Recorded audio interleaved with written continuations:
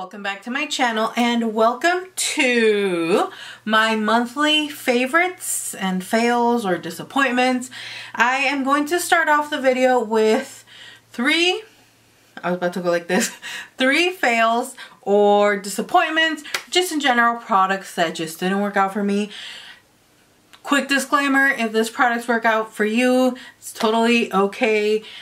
Not every product works the same for everyone. Now, I tried the Fenty Beauty powder and concealer because there was just a craze on it and I really wanted to like it. If I'm being completely honest, I really wanted to like it. But it didn't end up working for me. It was a hot ass mess. If you haven't seen that review video, I will link it down below so you can check it out. But a quick little recap. The concealer was just okay in my opinion. I'm not going to say it was like a bad concealer. But for me, I have a $5, like around the same time I bought a $5 concealer, which I'm going to talk about in a bit, that I absolutely am obsessed with. Now that concealer I think was like $26. It wasn't like, it didn't wow me as I expected it to or as I wanted it to. So that concealer went right back. The Fenty Beauty powder, I literally despise that product.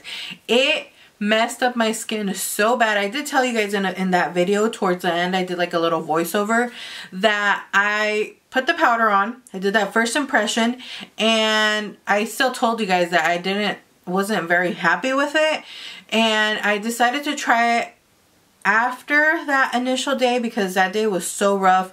I did notice that day my skin started getting bumps all over my skin, and I'm thinking I was having a reaction to it. Now that powder emphasized any dry patches that I had on my skin. It made them 10 times worse. When I took my makeup off, this was the worst for me. Like, it looked like I was shedding my skin around this area. All of this, it literally looked like my skin was just flaking off. I was shedding. It was horrible. Like, I have never been that dry. I have never experienced that much dryness on my skin because, like I said, I do normally get a little dry patches in this area, but they're like tiny dry patches that I just apply oil and we're good to go. I apply any full coverage foundation and I'm good. I can still apply powder and stuff over the little patch after I've applied oil.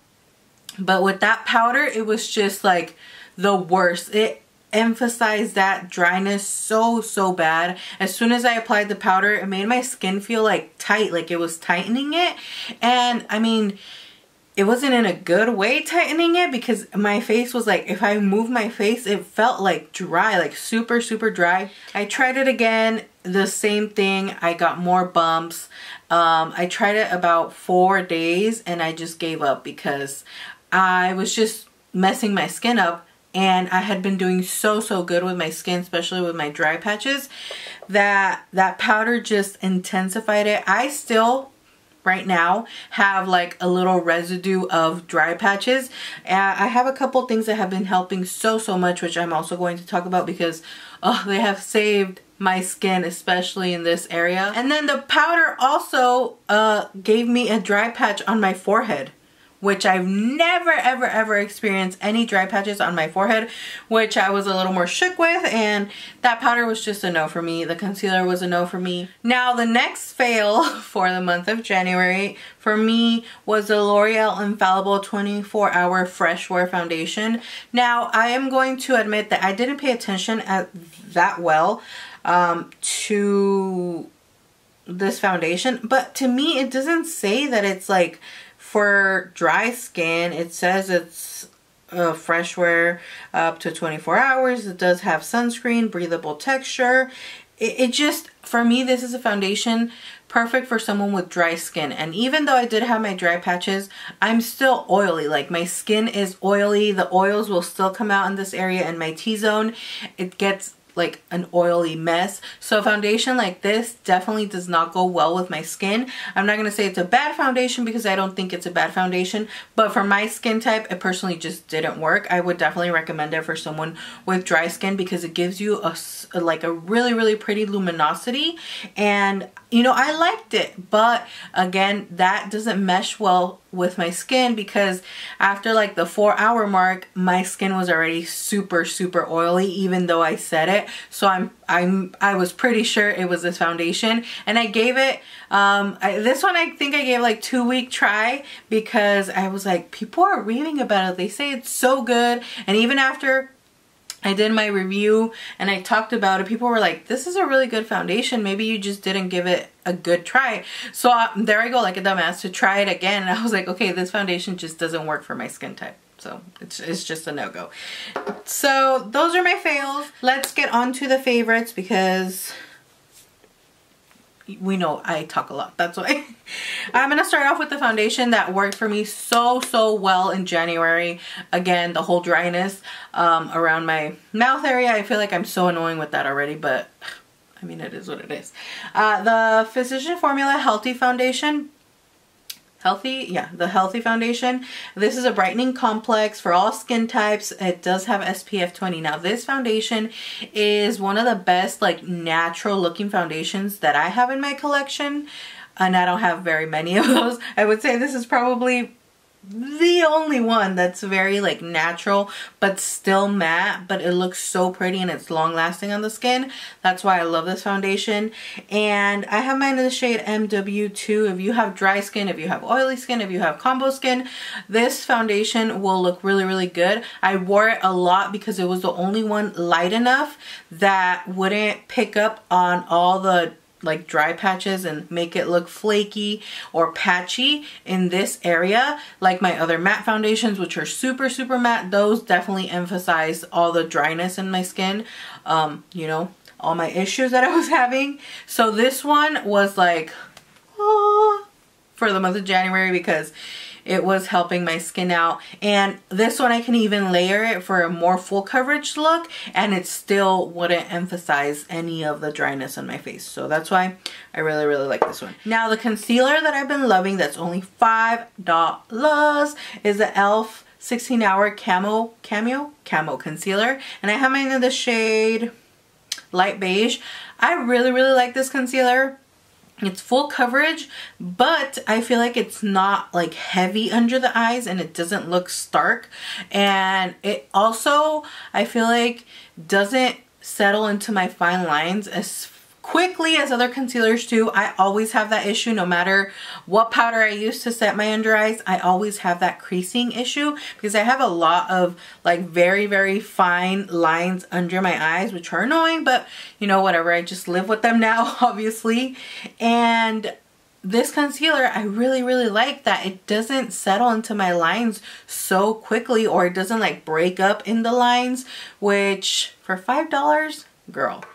Now, 2 primers that I want to mention, and I'm going to mention both of them because one's a dupe for the other. The Tatcha Silk Canvas. I've told you guys I love this primer since I started using it. I really like it. Love the scent of it.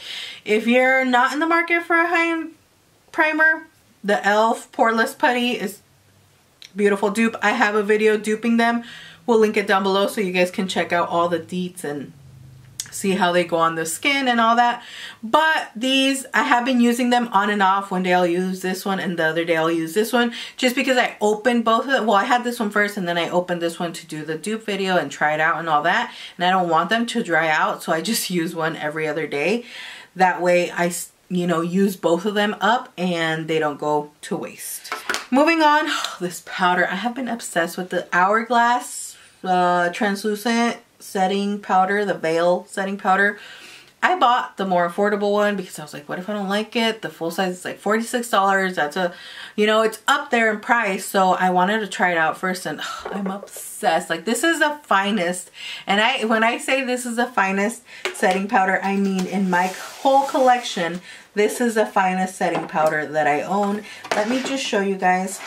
I have tried a lot of setting powders. All of this is setting powders. In my other drawer, I have 2 new ones that I just bought that a lot of you recommended, because I, for some reason, just realized that I'm obsessed with trying translucent setting powders. I mean, it's not a bad thing, but I have a lot already. But this one is literally the finest, silkiest one in my collection. It looks so beautiful on the skin. I mean, it doesn't look like there's anything on the skin. It just looks like you have a veil of like a filter. So beautiful. This makes any of my foundations look flawless. Like flawless. It only hurts to buy the full-size one, but it's so worth it in my opinion, just from trying the smaller size.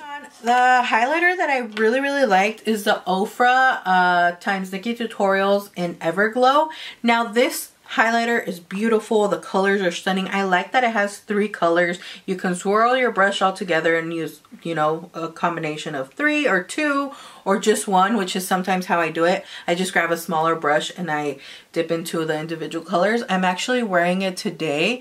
My nose, the bridge of my nose, you know. It's a beautiful highlight. I'm wearing these 2 colors, the lighter ones. Now the only but I have with this is that this feels so cheap. Like the packaging feels so cheap and like flimsy and like the cheapest kid packaging ever. And I reference this because, let me show you guys really quick. Maybelline has the same deal, like the same packaging deal, except it's black. This one feels more sturdy than the Ofra one. These are $38.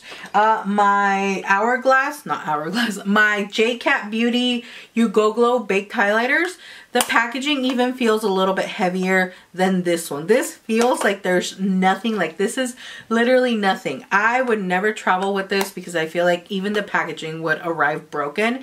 And I love the color and everything, and the highlighter, the formula is beautiful. I just hate that the packaging feels so cheap and so flimsy, especially for the price point, which is why I'm referring to these, because these are affordable and they have the same packaging, but this packaging feels way nicer or like more well made than this.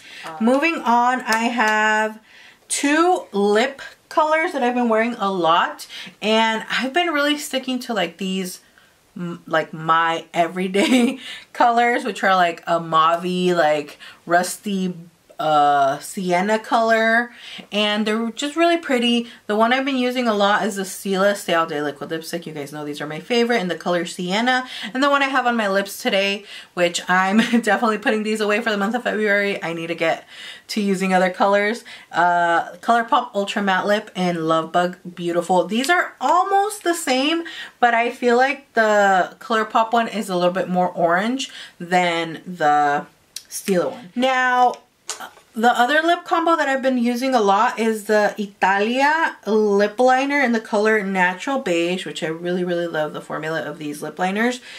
Topped with a Dose of Colors lip gloss in the color Goals.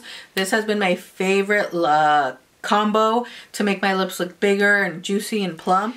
Now, 2 palettes that I've been really using a lot. I did do a dupe for this one, which is, this is a really good dupe for the Huda Beauty Nude palette. If you haven't watched that video, I mean, if I show you this, you're gonna be like, is that the nude palette? No, girl. It's the You Can Be Aromas palette. Aromas, however you say it. And I really like the formula of this palette. Like, it left me shook how good the formula is.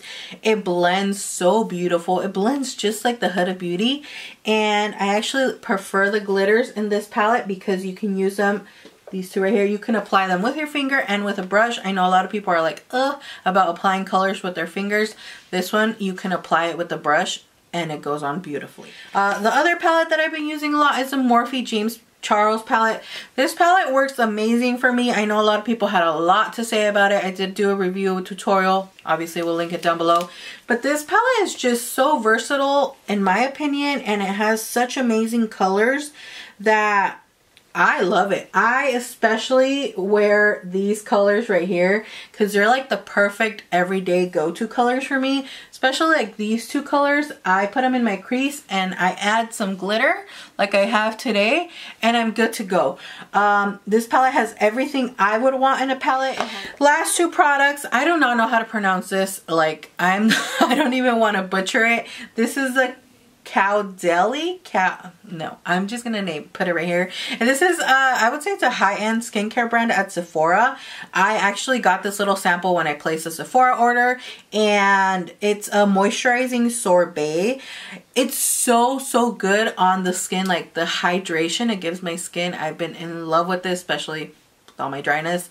This has saved my skin, along with the Glow Recipe Watermelon Glow Sleeping Mask. Now this I was a little intimidated to use because I was like, oh my gosh, my skin's gonna be like so wet during the night. My pillow's gonna get disgusting and all this and all that.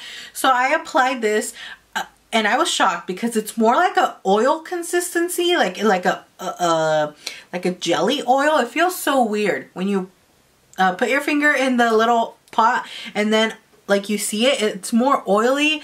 You apply it all over your skin, and I actually let mine sink into my skin and it dries completely, which I love that about it. And then I go to sleep in the morning, my skin feels so just hydrated, and all my dryness around here in the mornings, it's gone. This has been so amazing to me. I love it. I'm so obsessed with this. And when I finish it, I'm definitely picking up another one. The glow and the radiance that it gives my skin, it's so beautiful. I've also noticed that my pores look a little bit like smaller in the morning, which it could be either of these two. So, you know, I'm loving the combination. And that's basically it for my favorites of the month of January. I've made it my mission to continue to do this every month because last year, 2018, I would skip these. I would just forget to do them sometimes. So I'm making it a mission to have one every month. My fails, my disappointments, and my favorites. I hope you guys enjoyed this video. Thank you guys so much for stopping by and watching it. If you liked it, don't forget to give this video a thumbs up and subscribe if you haven't, as well as all my social media is always linked down below. You can find me on all of them: Instagram, Twitter, Snapchat, Facebook, MakeupByMisela. Thank you guys so much for all your support, and like always, I will see you all in my next video. Bye!